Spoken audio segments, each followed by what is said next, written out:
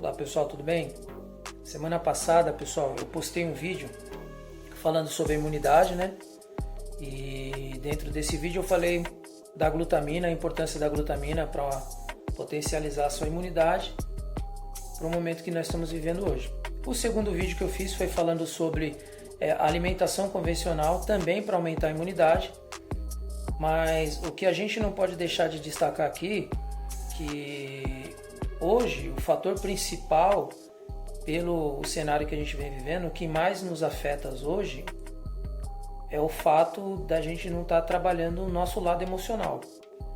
Porque o lado emocional, o estresse, a ansiedade, esses sintomas sim vai fazer com que você abaixe demais a sua imunidade, independente se você é um cara treinado, se é um cara forte, se você treinava todo dia ou com a parada da pandemia você vem treinando, isso é irrelevante. A única coisa que isso vai te ajudar é que posteriormente você pode ter uma melhor recuperação do que umas outras pessoas que eram sedentárias.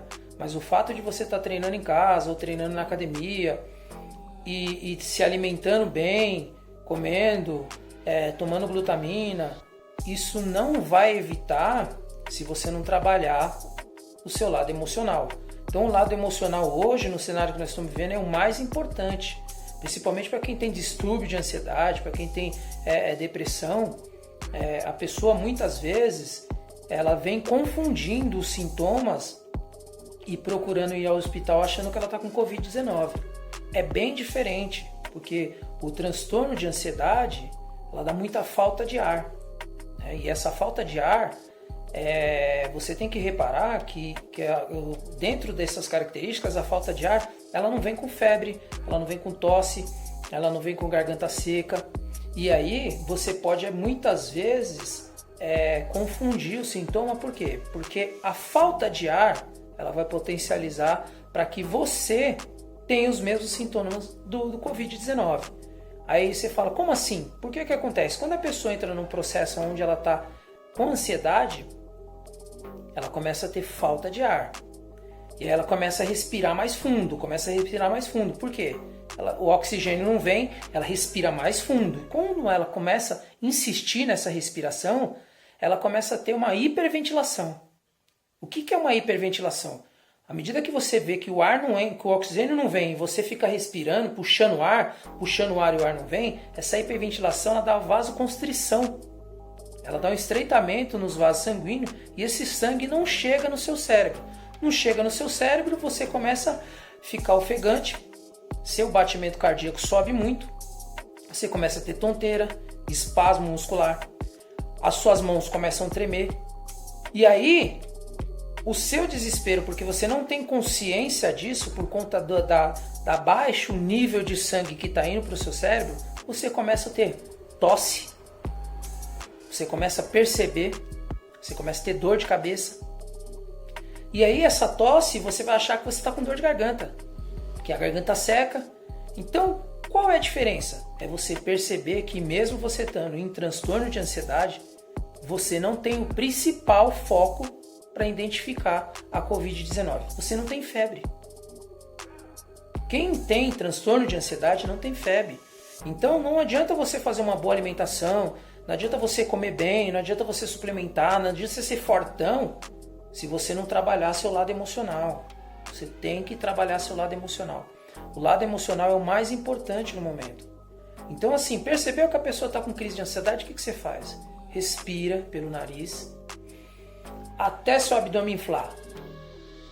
Quando você não conseguir mais colocar o ar para dentro, que estufou seu abdômen, você começa a soltar de novo pelo nariz, bem devagar. Você faça isso de 3 a 4 vezes. Imediatamente, a partir do momento que você identificou que está com esse sintoma, você senta. Se você não tiver como sentar, deita, apoia a cabeça. Nunca deixa a cabeça plana ao nível do corpo. Apoia a cabeça e faz o mesmo processo. E aí você vai começar a ter um aumento da vasodilatação e esse sangue começa a ser bombeado de novo, uma quantidade correta para o seu cérebro. E você tem consciência do que está acontecendo. Quando você tem consciência do que está acontecendo, como que você pode evitar isso? Não dá para evitar. Então um transtorno de ansiedade ninguém consegue evitar. O que você pode fazer é ter um controle sobre ele para não entrar em pânico nem em desespero. Como ter um controle?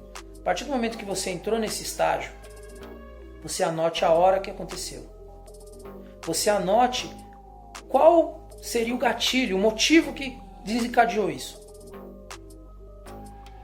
E quais os pensamentos que está te levando na cabeça naquele momento. Anota no papel. E de 0 a 100, você coloca uma porcentagem de quantos esses pensamentos você acredita nele. De 0 a 100, você coloca lá. Eu acredito tantos por cento nos meus pensamentos. Por que você está fazendo isso? Porque é uma maneira de você ter um controle. À medida que você anota o que está acontecendo, o seu cérebro registra essa informação e você começa a perceber que quando você tiver um transtorno de ansiedade novamente, você já vai vir à tona as anotações que você fez, os pensamentos que vieram até a sua cabeça. E aí, posteriormente, você começa a ter um controle emocional sobre isso. Lógico, percebendo que a sua respiração de novo vai ser comprometida, você faz de novo o trabalho com a respiração. Puxa com o nariz até seu abdômen inflar e solta devagar com a boca. Faz esse movimento umas 4 vezes para você voltar a ter consciência dos movimentos. E por que é tão importante anotar?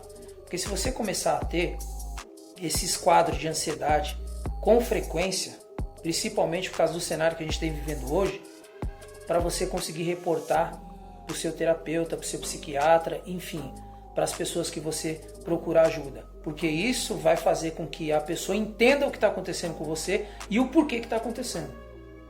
E aí você consegue manipular esses seus sentimentos, essas coisas, porque infelizmente ansiedade, esses transtornos que as pessoas têm, não tem como evitar.